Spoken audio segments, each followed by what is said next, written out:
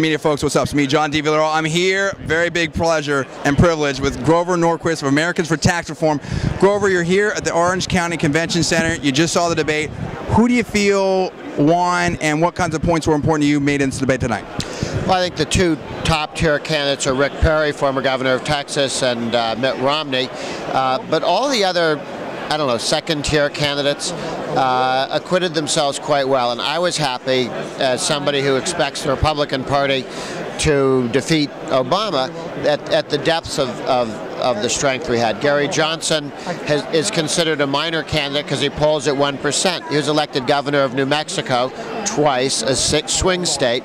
He talked about having more vetoes than all the other governors together. The number is like 4,000. I wish he'd given the number, because if people had heard the number, it's even more impressive than more than everybody else. And I thought Ron Paul did as well as I had before, and I thought he had made some comment that people mocked, as he said, if you build walls to keep people out from, well, and we do actually have laws. The questioner said, are you saying there are people who might leave the United States? Yes, there are. We have laws to make that impossible, kind of like Zimbabwe or Rhodesia had. Capital laws that you cannot leave with your money. Right. And so Ron Paul was confusing people who didn't understand what he was talking about with capital flight, and he said, we're all sitting here talking about $1 trillion that left the United States and is parked overseas and doesn't want to come back. Right. And you're making fun of me for talking about capital flight and restrictions on and all the offshoring and all that type of stuff. And I'm so glad I ran into you, because Herman Cain's 999 plan. Now, it seems cool, and I like Herman Cain a lot, but it's like, if you're going to do that, why wouldn't you go all the way to a flat tax, or better yet, a consumption tax? Get rid of the IRS. I mean, I know, taxes is your big thing. What do you make of the 999 plan, and what do you think is the right tax structure for America going forward?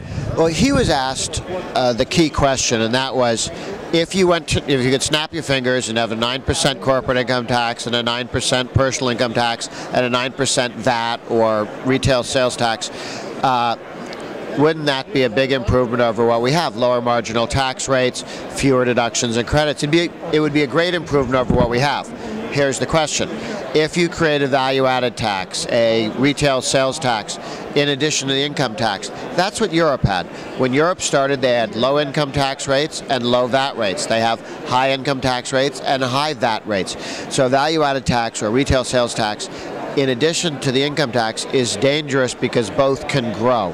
And you really need constitutional restraints. And if you're going to go from an income tax to a sales tax or a VAT, that's only safe to do if you first beat the income tax together, to death, salt the earth, and put lead weights on top of it, and a constitutional amendment say it can't come back. Then you might possibly feel safe to have a new tax, a value-added tax. So I understand what he's talking about. I understand where he's trying to get to. I just think we need to be very careful. Don't create new taxes because they tend to grow. Two quick questions. First question, do you feel like Sarah Palin and or Governor Chris Christie is going to get in this race, and do you want them in this race? At this point, I don't think they will. Chris Christie's job is to reform New Jersey. We need to save New Jersey. We can't have the entire East Coast fall apart. He reformed the pension plan there and saved $130 billion going into the future over the next 30 years for the taxpayers of that state. I don't think anybody else could do that for New Jersey. Right next door is Connecticut, which is moving in the other direction, the wrong direction. New York is stalled, not moving in either direction, but Connecticut's in the wrong direction. New Jersey's in the right direction. Pennsylvania's starting to move in the correct. I mean, saving New Jersey and Pennsylvania is a very important part of turning the country around. So I hate to pull him out of one job for a maybe job somewhere else.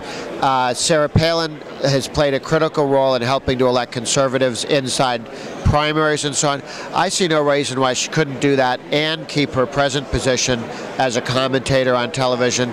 She can walk and chew gum at the same time. She can be a conservative leader and help elect conservatives, she doesn't have to also be a presidential candidate. So Americans for Tax Reform, for those that don't know, a big, big force within the conservative movement, I would say even the Republican Party movement large.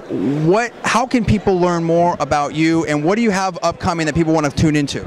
Sure. Americans for Tax Reform, we're the group that does a no tax increase pledge. Our website, atr.org, is the best way to find out whether your congressman, your state legislator, your governor has made a commitment never to raise taxes, or whether he or she refuses to put that commitment in writing. A lot of people will tell you things, they won't put them in writing. I do wonder about whether they'll keep that commitment. So we're going to be working on getting all candidates, state legislature, governor, Congress, senator, president, to take the pledge. And just for the record, all the Republicans running, with the exception of Huntsman, have signed the pledge as candidates. Not to raise taxes. Huntsman has said, I won't raise taxes, but he hasn't put it in writing. And I always worried, if your neighbor says, I won't shoot your cat, but I wouldn't put it in writing, why would you a little nervous? Put it in writing? I thought the cat was safe until you told me you wouldn't put it in writing. So I always worry about that. I love it. Grover Norquist, Americans for Tax Reform. Thank you so much, sir. Hey, good to see you. Thank you.